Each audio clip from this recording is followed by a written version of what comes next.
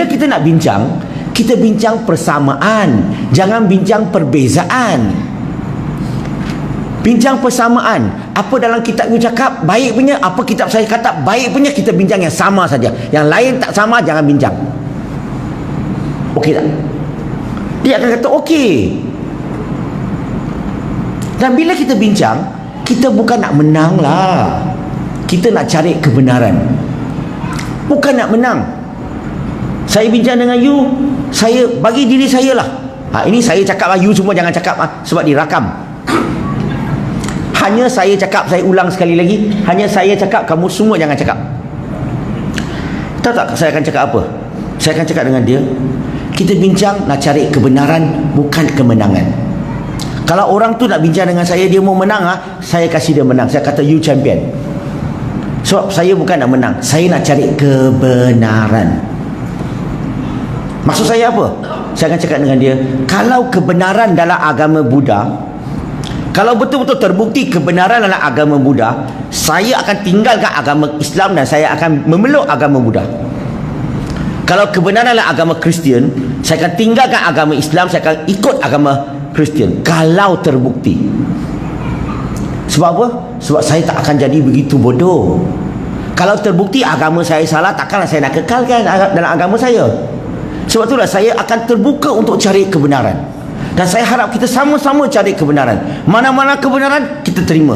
Janganlah kita emosi. Tahu tak apa saya sedang cakap tadi? Saya nak cakap dengan dia, tadi saya kata, kalau kebenaran adalah agama kamu, saya tinggalkan agama Islam dan join agama kamu. Sebab saya tak akan jadi begitu bodoh, kekal dalam agama yang salah. Kalau terbukti.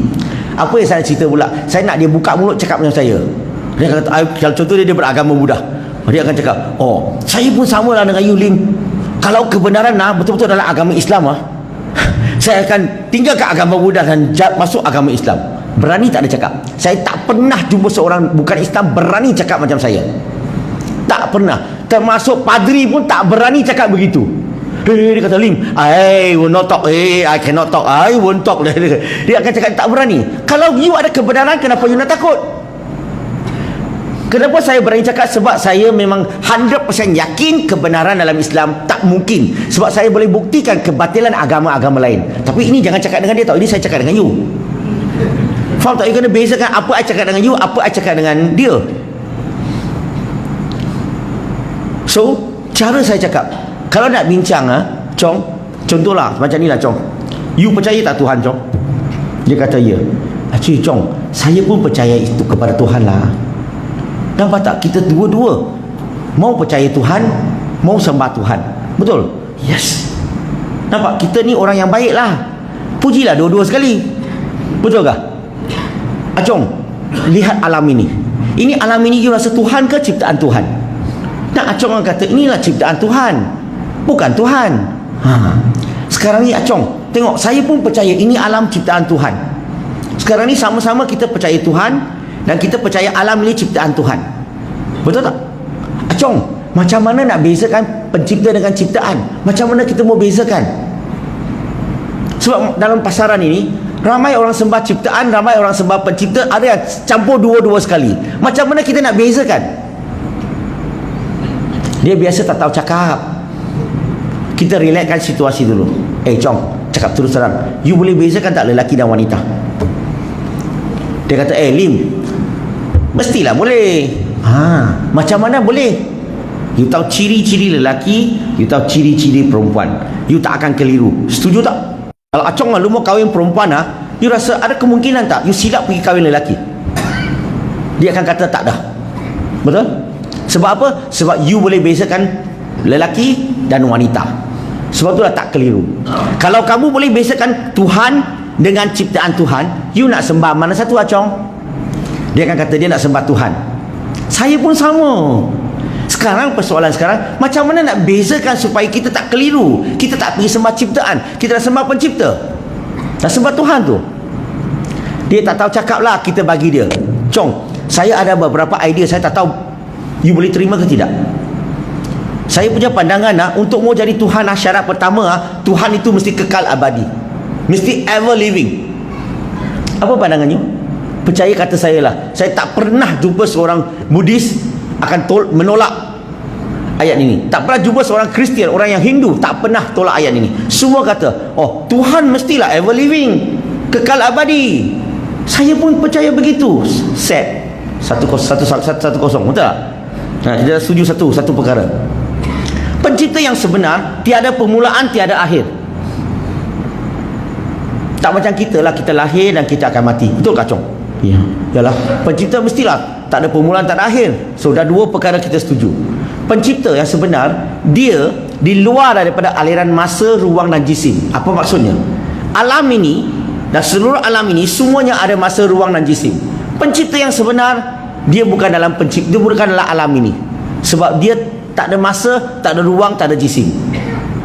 Sebab itulah kita tak ada satu manusia boleh tahu apa yang akan berlaku esok, Chong. Setuju tak? Tuhan tahu tak? Tahu. Kenapa dia tahu? Sebab dia tak jatuh dalam masa. Kita ada masa, dia tak ada masa. Keempat, pencipta yang sebenar bagi saya, dia tidak bergantung kepada apa-apa. Dia tak perlu matahari untuk hidup, tak perlu udara untuk hidup, tak perlu makan untuk hidup, tak perlu minum untuk hidup. Setuju tak? Dia akan kata setuju. Pencipta yang sebenar dari tak rehat dan tak tidur. Dia kata mestilah. Okay, kalau 5 perkara ini dia setuju, ulang sekali lagi, bagi dia faham dulu. Betul tak, Chong? Pertama, kekal abadi. Ingat lagi tak? Kita tak kekal kan? Tak ada permulaan, tak ada akhir. Kita ada permulaan, ada akhir. Pencipta ni jatuh dalam, kita ada masa, pencipta tak ada masa. Ruang dan jisim. Okey. Pencipta tidak bergantung kepada apa-apa. Dan pencipta ni tidak rehat dan tidur. Ulang balik, dia faham tak? Actually saya pun sama dengan you. Saya pun setuju 5 perkara ini. Persoalan sekarang, Acong, lu boleh bagi saya tak satu nama? Satu Tuhan yang dalam pasaran yang mempunyai 5 ciri ini. Satu nama aja, tak mau banyak. Satu aja. Tahu tak apa jawapan saya dapat selalu? Kawan jiran saya, tak ada satu pun kata, semua akan kata, Lim, mana ada? Dia kata tak ada. Saya tak boleh fikir. Dia kata tak ada. Bila dia kata tak ada, sebenarnya dia telah menolak semua Tuhan dalam pasaran yang orang sembah. Tak ada satu pun mempunyai ciri-ciri ketuhanan ini. Dia sebenarnya dia sudah lafaz la ilaha.